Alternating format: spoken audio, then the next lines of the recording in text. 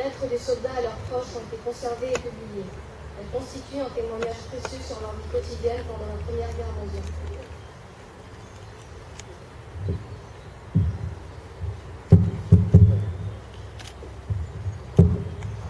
À 2h30, un aéroplane allemand survole nos positions.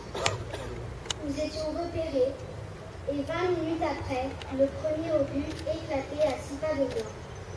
J'ai été soulevée, projetée à 5 mètres, tout le corps anéanti. Je me suis levée, abrutie, incapable d'articuler un son, et j'ai marché. Des hommes étaient couchés sur la route, morts. J'ai couru. Quelle grève d'obus! J'en entends un au-dessus de moi. Je me lance dans la tranchée. Il éclate à 1 mètre. Je me relève et je pars de nouveau. Je me disais que jamais je n'arriverais à l'ambulance.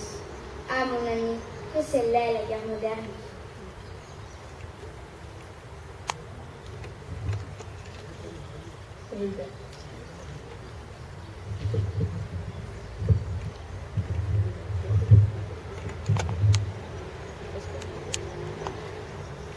Les deux lettres que nous avons choisies illustrent tout particulièrement les combats sur le front d'Orient.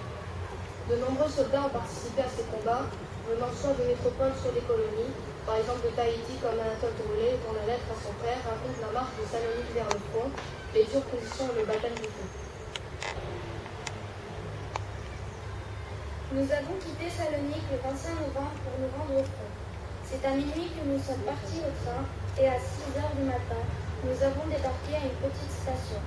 De là, nous avons commencé à entreprendre la route à pied et pendant 9 jours, nous avons marché à travers la Macédoine, nous arrêtant le soir pour repartir le lendemain matin.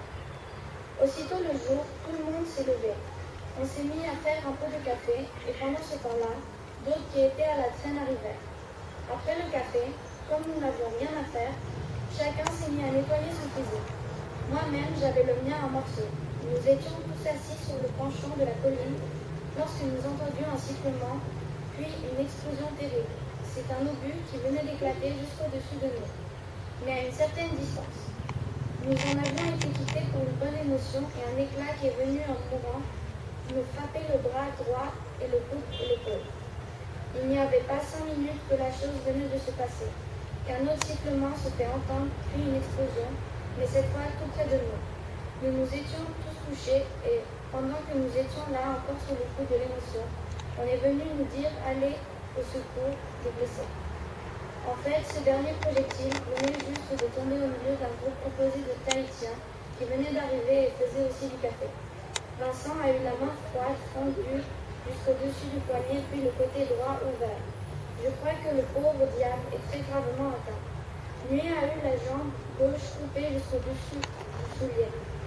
Le bras gauche cassé a des éclats dans la jambe droite.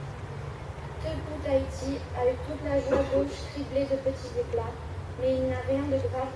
Puis 3 ou 4 autres ont reçu des blessures dans je ne sais trop quelle partie du corps.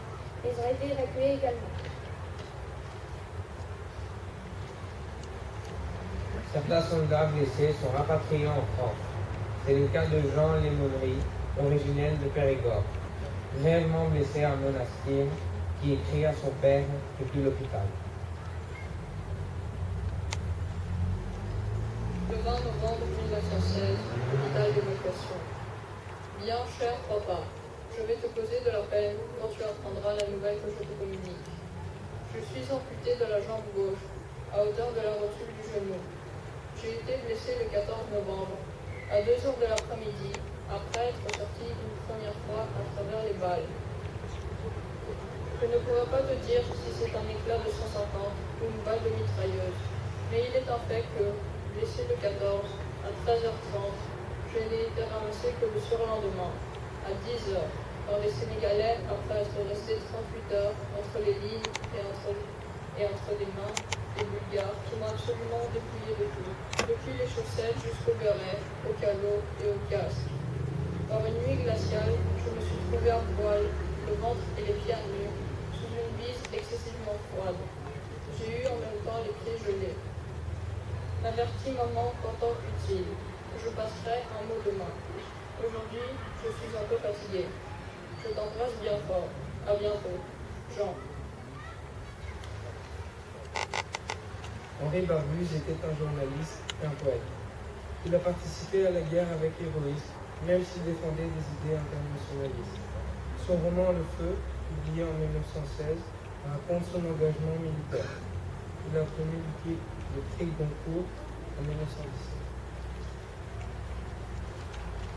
Brusquement devant nous, sur toute la largeur de la descente, de sombres flammes s'élancent en frappant l'air de détonations épouvantables. En ligne, de gauche à droite, des fusils sortent du ciel, des explosifs sortent de la terre. C'est un effroyable rideau qui nous sépare du monde, nous sépare du passé et de l'avenir. On s'arrête, planté au sol, stupéfié par la nuée soudaine qui tonne de toutes parts. Puis, un effort simultané soulève notre masse et la rejette en avant, très vite. On trébuche, on se retient les uns aux autres dans de grands flots de fumée. On voit, avec des stridents fracas et des cyclones de terre pulvérisée, vers le fond, où nous nous précipitons pêle-mêle, s'ouvrir des cratères, ça et là, à côté les uns des autres et les uns dans les autres. Puis, on ne sait plus où tombent les décharges. Les rafales se déchaînent, si monstrueusement relentissantes qu'on se sent annihilé par le seul bruit de ces averses de tonnerre, de ces grandes étoiles de débris qui se forment dans l'air. On voit, on sent passer près de sa tête des éclats avec leurs cris de fer rouge dans l'eau.